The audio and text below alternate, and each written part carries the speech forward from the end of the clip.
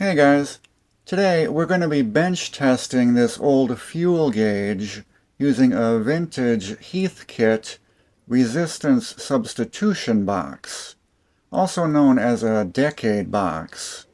This works by varying the electrical resistance load when you turn the knobs. The low range goes from 15 to 10,000 ohms, and the high range goes from 15,000 to 10 mega ohms. The fuel gauge is basically a 0 to 90 ohm meter, and the sending unit in the tank is a variable resistor, changing the resistance with the fuel level in the tank. So we're basically going to substitute the sending unit with the substitution box. To do this test, you'll need to look up the wiring diagram for your gauge. They're all different. On this one, the power goes here, so we'll hook that to the positive of the power supply. The middle terminal is the ground, so that goes to the negative on the power supply. And the sending unit connects here, so that's the terminal that will connect to the Heathkit box. And the other port on the Heathkit will go back to the negative on the power supply.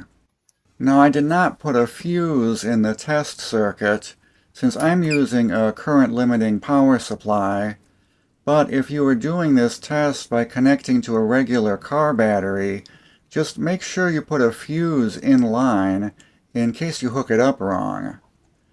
Now, when we turn the power on, yeah, it's drawing under 0.2 amps, so we got it hooked up correctly.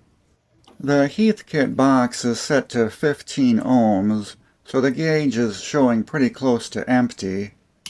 We'll bump that up to 22, then 33, 47, that's about halfway since this is a 90 ohm gauge, 68, and then 100 ohms should max out the gauge.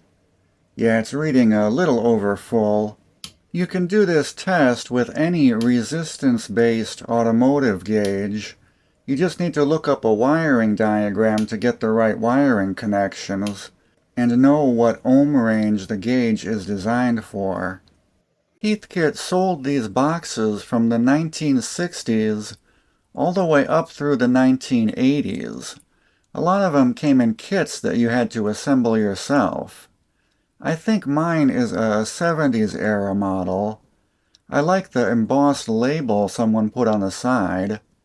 Max Power.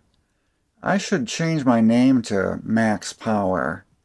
Anyway, Heathkit is long gone, but you can still get decade boxes on Amazon.